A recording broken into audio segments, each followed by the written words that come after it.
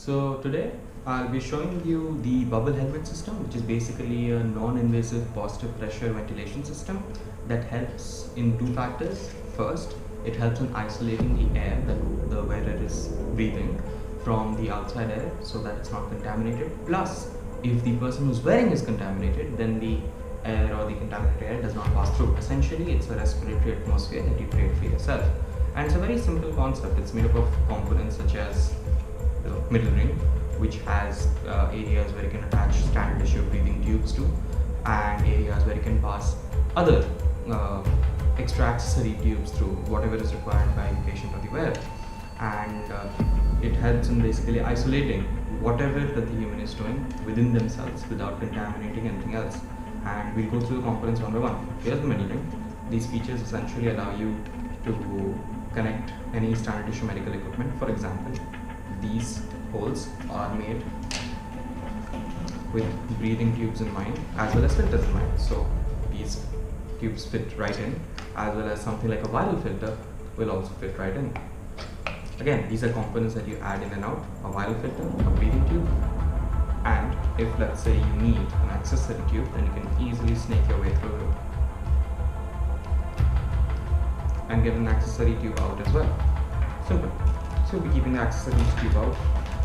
Essentially, if this is your outlet valve and this is your inlet valve, and you have attached a viral filter, you plug this in, and you have a setup that can be deployed to any hospital instantly. Now this is just the middle ring where all the action takes place, all the fitting and all the respiration systems come into play. But there is another component, which is basically the outer ring or the outer seal, and it's pretty easy to essentially just lock it into place. What do you do?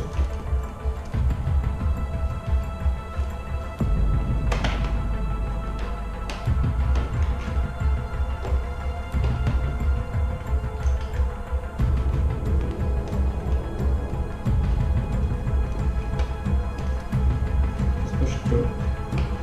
So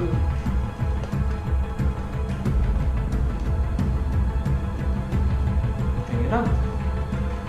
Give a lock automatically seal point that allows pressure to go in, and you can wear.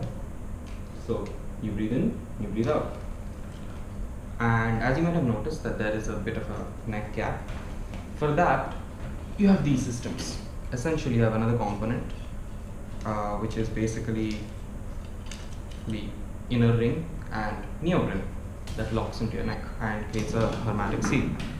Now the issue is that we did get neoprene, but it's not really good quality stretchable neoprene. It's really thick, non-stretchable neoprene that is not really usable for humans, and in this lockdown time we couldn't get the stretchable neoprene that we needed. However, the neoprene goes through with the inner ring and then attaches to your neck and then forms a seal.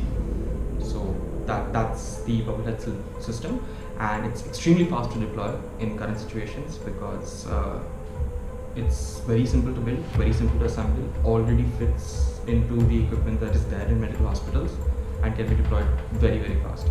As for if this works and what the simulations tell us about the pressure required, the oxygen mixture required, and whatever else will be worked upon, I'll hand it over to Vithal so he can explain in more details how the internal workings of this function. Now moving on, the helmet can be installed in three ways: wall mount method, Philips V60 ventilator, and a traditional ventilator. In the wall mount method, there are three medical air supplies. First is a normal medical air, next is a humidified medical air, and the third is the oxygen. There is a three-way connector setup through which the helmet is then directly to the helmet through a breathing tube. On the expiratory side, we have a B-wave filter through and a PEEP valve through which the air can then be transmitted out. For the Philips V60 ventilator, the ventilator can directly be connected to the bubble helmet, whereas for the expiratory part, we have a B-wave filter and then the air can be transmitted out. For a traditional ventilator, the ventilator has to be connected to through a series of Y connectors and HME filters so that the air that we breathe and expirate is purified.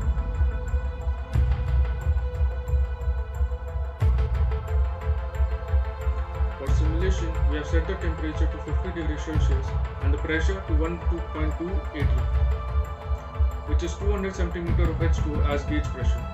For reference, the peak inspiratory pressure or PIP does not exceed 74 cm of H2.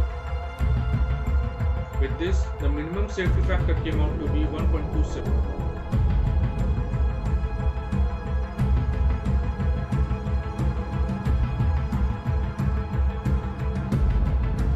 The ventilator is equipped with a host of features such as pressure support mode, which is vital for refrigerant-based ventilation, powered by easy-to-find electronics, and has a user-friendly interface.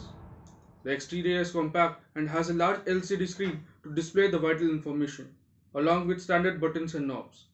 On the exterior, it's packed with electrical components that provide its large functionality. A 32-bit custom microcontroller with analog modules forms the heart of the ventilator. It has compensated pressure sensors, venturi pipes, and temperature sensors to feed vital information to the microcontroller. The UI is easy to view and find information due to non-cluster design.